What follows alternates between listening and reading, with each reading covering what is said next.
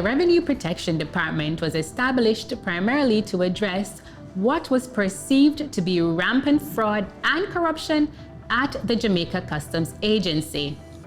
The Commissioner of Revenue Protection shall be responsible for the general administration of the Revenue Protection Department and shall have such functions relating to revenue protection as may be assigned to him by the Revenue Administration Act.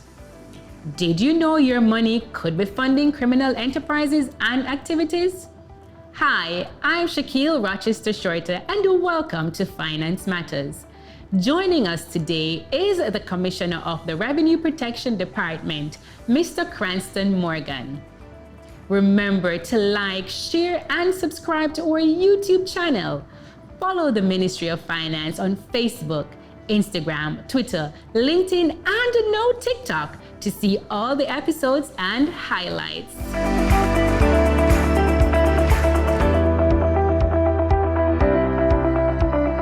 Mr. Morgan, thank you for joining us on our program today. But before we dive into things, I want you to tell us about the role and function of the Revenue Protection Department.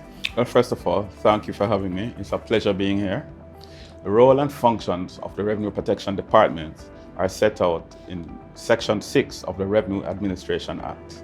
There are three main things: to lead investigations into fraud and corruption against the revenue, to assist other departments, revenue departments, in doing these investigations, and assist in implementing programs that will deter or detect fraud or corruption. So, Mr. Morgan, I hear you talking about investigating, assisting, deterring people from doing fraudulent activities. Right. But tell us, what is the RPD doing really, like a real life scenario, to protect the country's revenue?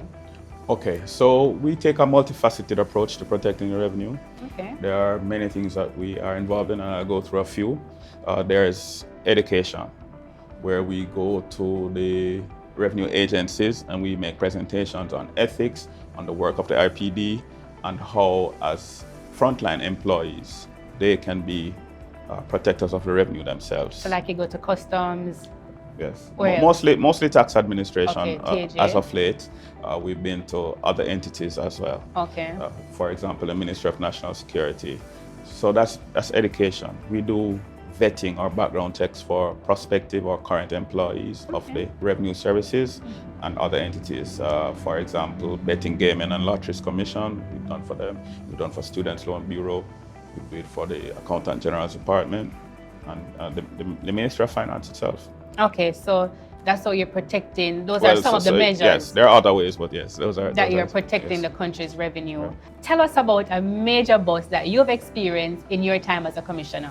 Not whilst I was commissioner, but whilst I was at the RPD. Okay. And this one sticks with me because of the impact that it had. The one I want to speak about is a fraud that took place at the Accountant General's Department, where an employee resurrected the accounts of dead pensioners, and well, some of the pensioners weren't dead, but their accounts were inactive.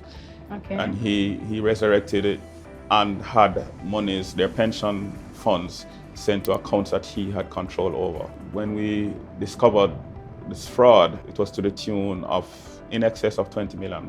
And the reason why that one resonates with me is because of the victims, how vulnerable those were. The ones that were still alive, obviously, yeah. how vulnerable they were, and that someone would actually do this. So that one really sticks with me. Wow, that's interesting. So, Mr. Morgan, I've seen recently in the news where there has been a clampdown on counterfeit goods. So what role does the RPD play in the detection and deterrence of this activity? Okay, so first thing, the RPD officers are empowered under the Customs Act. They have the powers of constables, so they would have the powers of arrest and so on. And they are in fact customs officers for the purposes of detection. The RPD, along with Jamaica Customs, does joint inspections at the ports to examine cargo, where we detect that cargo may be in breach of the Trade Act, where there are counterfeit goods or any other breach of customs. Those goods are detained or seized. further to that, where we realize that there are persons who are involved in the regular importation of these items, we will partner with our other partners, CTOC or MOCA, to do post clearance. So that's when it gets to the store. That's when it gets to the store. All right. But how does it get to the store? Not all shipments can be inspected. There are limited resources, so not all shipments are inspected. But however, when they do get to the store and they're detected, they're found in the marketplace, we take action. Okay. As I said, not just us, but our partners as well. There's CTOC that has a unit that will help with the enforcement of this. So when you seize those items, where do they go? Well, ultimately, the decision as to how they are disposed of is for the courts. When they are found to be, by the courts, to be in breach of the Trade Act, etc., they are generally destroyed. Before we go, Mr. Morgan, I want you to tell us 3 things that we should remember or know about the RPD. Well, 3 things. Okay.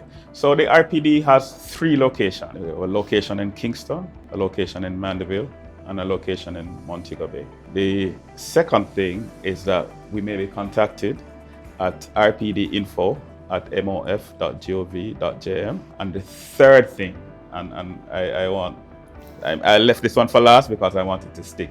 Okay. We are still here. We're very passionate about what we do. I know that I've heard persons saying that, oh, we were subsumed into another entity and so on. Mm-hmm. I want to dispel that. No, we are here. We're open. We're passionate about what we do. Well, thank you, Mr. Morgan, for being on our program today.